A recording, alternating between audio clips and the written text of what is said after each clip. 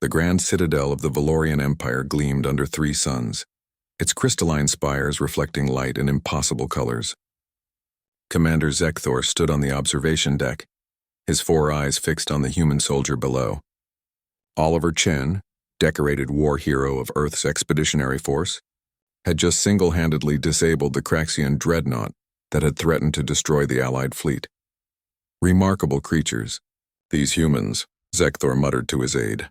Fragile, short-lived, yet impossibly tenacious. The ceremony hall bustled with dignitaries from a dozen species. The Valorians, in their gratitude, had prepared what they considered the highest honor for a warrior, the choice of a companion from among the most prized females of the Empire. 7 alien women stood in a line, each representing the pinnacle of beauty by their species' standards. Sleek Valorians with iridescent skin, graceful Tellurians with bioluminescent patterns, elegant Morphids who could shift their appearance at will. And then there was Anna. She stood at the end of the line, her green skin several shades darker than the other Valorian females, her body considerably rounder. By Valorian standards, she was flawed, her weight suggesting she consumed more than her share of resources, a sign of greed in their culture. She had been included in the lineup only because protocol demanded 7 candidates, and she was the daughter of a minor official who owed the commander a favor.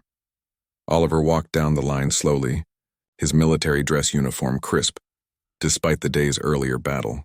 Each alien woman posed as he passed, displaying what their cultures considered alluring. The crowd whispered, placing bets on which he would choose. The Morphid was the favorite. She had already shifted to display human features. Thinking it would please him, he stopped in front of Anna. The hall fell silent. "This one," Oliver said simply, extending his hand toward her. Gasps rippled through the audience. Zekthor's mandibles clicked in confusion. Anna herself looked startled, her large violet eyes widening. "Human." Zekthor descended from his platform, his voice carrying across the hall. "Perhaps you misunderstand our customs. You may choose any—" "I understand perfectly, Commander," Oliver interrupted, his voice respectful but firm. "I choose Anna, but she is—" Zekthor struggled for diplomatic words. Surely one of the others would be more suitable. Oliver turned to face the assembled crowd. "May I explain my choice?" Zekthor gestured for him to proceed, curiosity overriding protocol.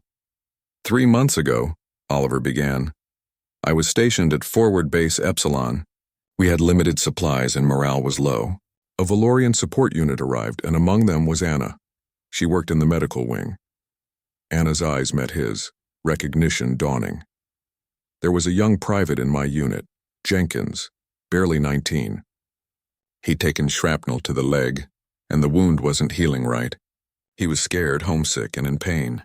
I watched Anna spend her off-duty hours with him, not because it was her job, but because she noticed he was alone. Oliver's voice grew stronger. She brought him extra food from her own rations, portions she was mocked for consuming herself. She learned about Earth, about his hometown in Kansas, about wheat fields and summer storms, just so she could talk to him about home. When he cried at night, she sat with him. When he thought he'd never walk again, she encouraged him through every painful step of physical therapy. The hall remained silent, hundreds of alien eyes fixed on the human soldier. "You see her weight as a flaw?" Oliver continued, looking directly at Zekthor. "Where I come from, we have a saying, you can't pour from an empty cup. Anna gives so much of herself to others, her time, her compassion, her food, her energy, that yes, she needs more to sustain herself. Her body isn't a sign of greed. It's evidence of a heart too large to be contained." He turned back to Anna, whose eyes were now glistening with tears. "On Earth, we have another saying, beauty is in the eye of the beholder. But more importantly, we've learned that true beauty isn't about aesthetics. It's about character, kindness, and courage. Anna has all three in abundance."